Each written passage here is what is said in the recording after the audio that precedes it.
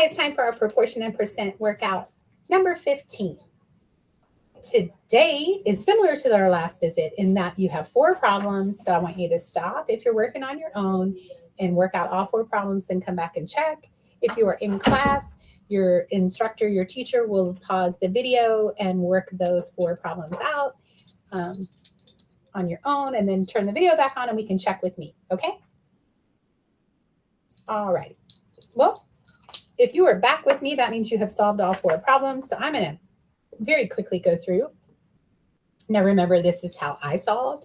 This is not how you have to solve, but we should all get the same answer. So I started with 4 and 5 here. Then I cut those in half, and I went to 2 and 2.5 here. Then I doubled my column here, so I went to 8 and to 10. I did this because I need this 4 to be a 10 across the top. And so I know I can make it a 10 by adding 2 plus 8 gives me 10.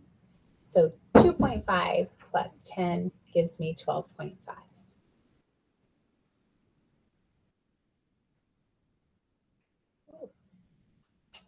So our answer is x equals 12.5. So notice it was given to me as a setup ratio. I expanded my ratio table. So it took me 3 columns instead of just the 1 to get to my answer. Problem number 2, we were given 6 and 15 as our given ratio. We need the 15 to be an 8. So we are headed for a target of 8. So the first thing I did, I divided by 3 because I know both of them are divisible by 3. So that gave me 2 and 5. Remember that I need the 15 and the 8 to be on the same row, right? So I'm headed to 8 on this bottom row. So now I have 15 and 5. That gives me 10. It's not really what I'm looking for. So now I'm going to divide this by 3. So I divided 15 by, by 5. I already divided by 3, so now I'm going to divide by 5, and I got 3 here.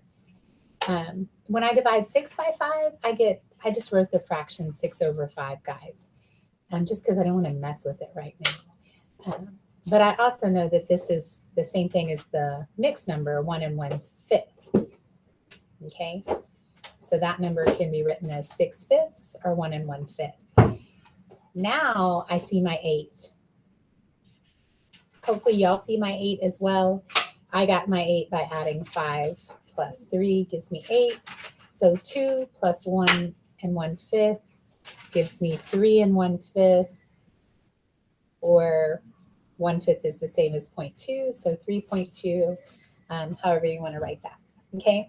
So when I end up with these half parts, I usually end up using addition in my ratio table just because it makes the math easier, for me at least. All right, so our next one, problem 3, they were given the ratio 6 and 9. We need to make that 6 a 7. So I'm headed for a target of 7 across the top. The first thing I did was I divided by 3 because they're both divisible by 3. So that gave me a 2 and a 3. I went ahead and went down to 1 because 6 plus 1 will give me 7. So I divided 2 by 1, and 3 divided by 1 is, by 2 is 1.5, like so. And then I was able to add to get to my 7. So 6 plus 1 equals 7. So 9 plus 1.5 equals 10.5.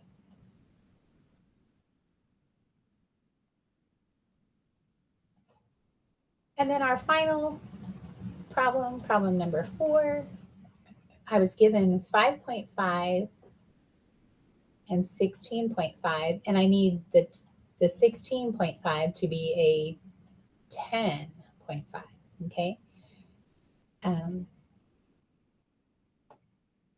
So I divided by 5.5, because I know 5.5 fits into 5.5 once, but I know it fits into 16.5 three times, because 3 times 5 gives me 15, 3 times 0.5 gives me 1.5, and add them together. So I got to 1 and 3. Then I doubled because I'm trying to head to 10. So I doubled and I got to 2 and 6. And then I doubled again, and that gave me 4, and that gave me 12. Still looking and seeing what I need to add up to get to 10.5. The 12 isn't really helping me. I don't know if that's really going to help me, but I am going to cut this in half again. So that's gives me 1/2 or 0.5 here, and then half of 3 is 1.5. I needed to do that because I'm going to add them up to get to my 10.5. And so I added 3 plus 6 gave me 9, plus 1 gave me 10, plus 0.5 gave me 10.5, like so. And so if I added those 3, then I need to add the corresponding 1 plus 2 is 3, plus 0.5 gives me 3.5. So C is equal to 3.5. Lots of different ways you could get to the answers, lots of ways you can solve. As long as you got your answers correct and the strategy that you're using works all the time, then you're good to go.